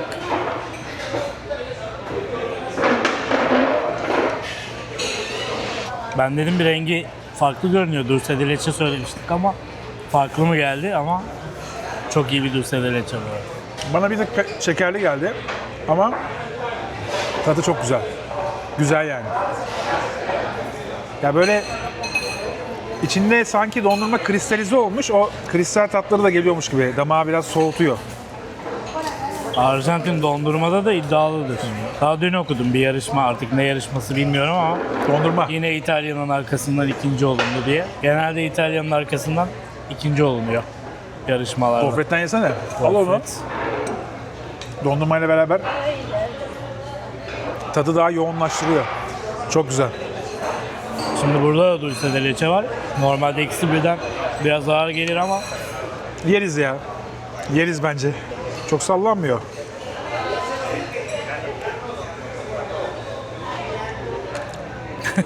Çok güzel. ilk Aa. defa yiyoruz değil mi? Evet ilk defa Flan. yiyorum. Flan olarak ilk defa yiyorum. Yani krem karamel yiyorum ama krem karamel değil bu. Değil. Bu daha farklıymış. Benziyor ama krem karamel. Tadını almak için önce bir sade aldım.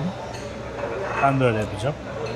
Abi bunu nasıl tarif edebilir ki insan? Soğuk. Bunda mesela kötü bir yerde yersen bir tık dedik ya böyle hani lezzet skalası çok geniş değil. Aynı lezzeti bulabiliyorsun demiştik. Makarna yerken söylemiştik Evet. galiba.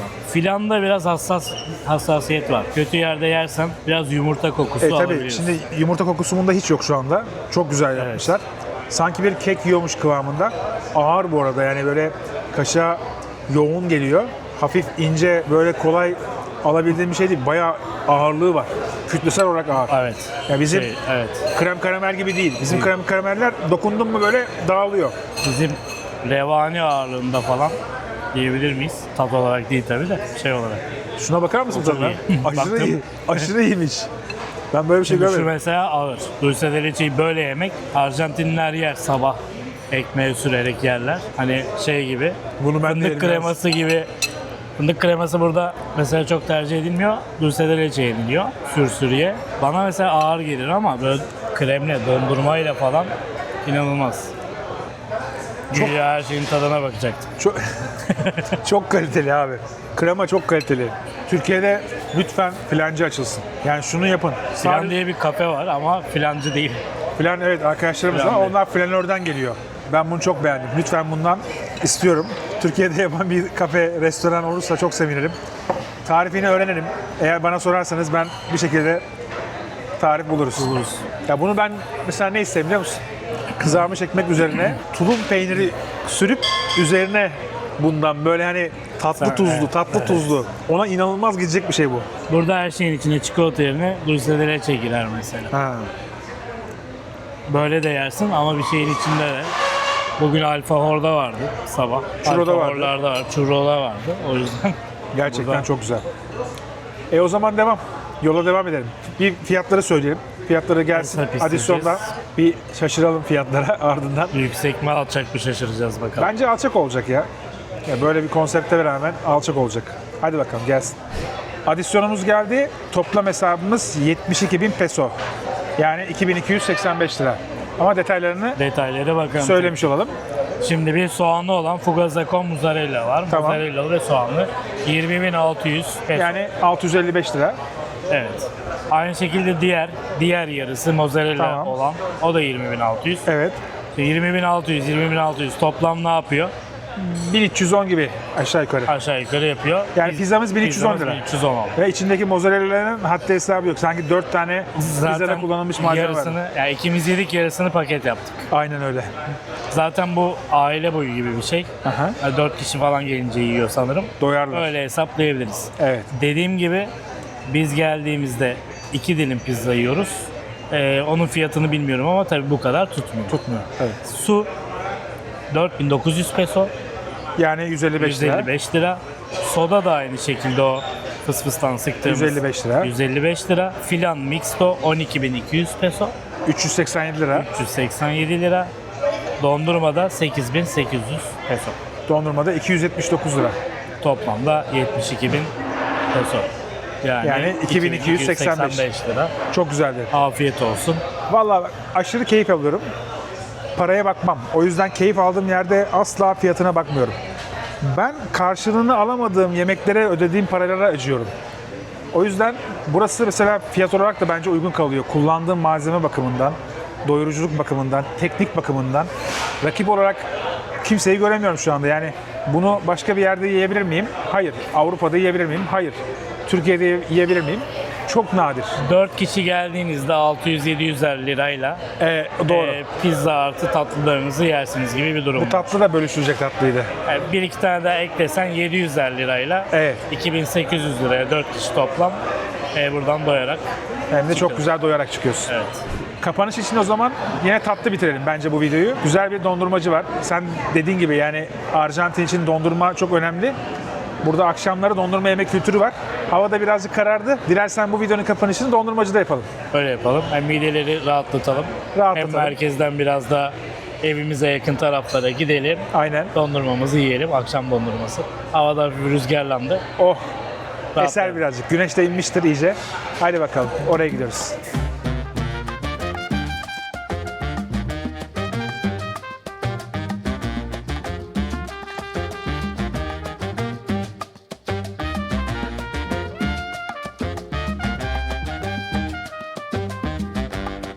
Son durağımız olan Rapa Nui'ye geldik. Burası dondurmacı. Ben brownie ile %80 kakao olan çikolata söyledim. Güzel. 2 top. Muchísimas gracias. Hadi bakalım afiyet olsun. Bana afiyet olsun. Sen yemeye başla. %80 birazcık şey mi? Ağır mı geldi? Çok iyi, şu an şunu yediğime pişman oldum. Şaka yapıyorsun. Bundan bir tane isteyelim, sen şuna bir bak. Kaşık atan verecek bana da. Ya da bunu yala direkt. Ve senin kaşınla bir buna bak. Bak abi orada inşaatı yaptı gene. Şimdi düzeltmeler devam ediyor. Gracias. Muchas gracias.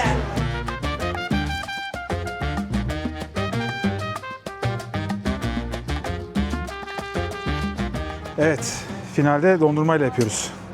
Finalde dondurmalarımız hazır. Sen istersen şuna bir, şu tarafına bir, Oo, limon geldi. şu tarafına İnanılmaz. bir kaşık at. Oha, Çok iyi dondurma. oha. Ben kakaoyum diye böyle bağırıyor. Bunlar bence bean to bar sistemiyle çalışıyorlar. Yani kakao çekirdekleriyle. Sıcaktan dolayı eriyor şu anda. Ben biraz hızlı davranacağım. Önce aldım. Burada kiloluk, yarım kiloluk falan genelde eve çok sipariş edildi. Genelde dondurma siparişini buradan veriyorsun. Buradan veriyorum. Yani eve çok uzak değil. Bir iki tane daha dondurmacım var. Hı hı. Yine benzer tatlar. Ama burası biraz daha popüler. Herhalde süt kalitesi iyi olduğu için ekstra güzel oluyor dondurmalar burada. Bir de ne kadar ilgi duyarsan, hani dondurma bizim kültürümüzde diye ona artık ilgi duya, önem vere o işi iyi yapıyorsun, o da var tabii. Ama Bu adamlarda salep ürün yok kalitesi, yani. evet. Salep yok ama bunların yaptığı aslında tam dondurma değil. Daha çok süt, krema, tabii şimdi bizdeki salep olduğu dondurmayla zaman bence daha güzel oluyor. teknik anlamda farklı. Nasıl alışırsan öyle daha güzeldir ya. Çocukluğunda en alıştığın, en sevdiğin dondurma her zaman en iyi dondurmadır. Biz bayağı ara vermeden dondurma yiyerek bitiriyoruz. Bence erimemesi için bu şekilde yapmak zorundayız ama bence yine muazzam bir bölüm oldu. En büyük sebebi sensin, o yüzden çok teşekkür ederim. Ben sana çok teşekkür ederim. Yani gerçekten olağanüstü bir çekim yaptık. Kendi başıma burada olsaydım, kendi başıma çekmeye çalışsaydım En azından şu açıdan teşekkür edebilirim. İnandın. Doğru yerlere gideriz. Doğru şeyleri yeriz. Hani bir kere sormadın. Emin misin ne yapacağız, ne edeceğiz? hiç sormadım. O yüzden Kafam rahat. aylardır konuşuyoruz ama hiç ne yapacağız gibi bir şey olmadı. Evet, O yüzden ben de sana teşekkür ederim güvendiğin için. rica ederim. Benim takipçilerim hepsi zaten bence yemekten anlıyorlar. Gerçekten güzel yemekten anlıyorlar. Yemeğin peşinde seyahat ediyorlar. Benim için önemli olan şeylerden bir tanesi o. Peki o zaman videonun sonuna doğru gelirken sizler için dondurmamızı da yemiş olalım. Umarım videoyu beğenmişsinizdir. Gerçekten baştan sona çok yorucu ama çok keyifli. Beni mest eden, önce ruhumu, gözümü ve ardından karnımı doyuran yemeklerle birlikteydim ve sizi de bu yolculuğa ortak ettiğimi düşünüyorum. Eğer beğendiyseniz beğen butonuna basmayı, ardından hype'lamayı, abone değilseniz ve ilk defa izliyorsanız videomuzu da beğendiğinizi umuyorum. Abone olursanız çok mutlu olurum. Bundan sonraki videolardan haberdar olmuş olursunuz. Her Perşembe saat 19'da Ayaküstü Lezzetler'de buluşuyoruz. Haftaya farklı bir video olacak. Ardından yine biz burada Buenos Aires'ten olacağız. size sesleneceğiz. Farklı videolarımız olacak. Merak etmeyin. Güzel videolarla karşınızda olmaya devam edeceğiz. Futbol konuşacağız. Biraz da vlog yapacağız. Kafamıza göre dolaşacağız. Arjantin hakkında, Buenos Aires hakkında sizlere daha fazla bilgiyi. Futbol konuşurken yemek de yiyeceğiz. Aynen öyle. O efsane. Maç önü lezzetleri, futbol lezzetleri. Bak o video Türkiye'de konsept yapılmamış yani. olacak. Öyle Tabii. söyleyeyim. Yani o videoyu da bekleyin. Şöyle sadece maça gitmeyeceğiz ya da maç konuşmayacağız. Aynen öyle. Yiyeceğiz. Aynen öyle. O zaman videonun kapanışını sana devretmek istiyorum, olur. Bana sürpriz oldu. Aynen öyle. O zaman Sen söyledin. Like butonuna basmayı, abone değilseniz abone olmayı unutmamakla birlikte önümüzdeki hafta Perşembe günü Ayaküstü Lezzetler'in yeni videosunda hepimiz hep beraber görüşmek üzere. Görüşürüz efendim. Hoşçakalın. İyi günler. Biz bu arada fiyatları söylemeyi unuttuk. Dondurmanın fiyatı ne kadardı? 16.000 peso, 8.000 toplam 16.000. Yani toplam 508 TL'ye falan geliyor. 4 top. Bu kadar topu da büyük ama bu arada. Büyük top. Yani bizim her birinde 4 top varmış gibi düşünün. O Evet, kadar fazla. büyük top. Yiyoruz ya Ne sabahtan beri. kadar belli oldu bilmiyorum. Büyük top, 2 top. 8.000 peso, 510 TL gibi ikisi toplam. Aşırı taze.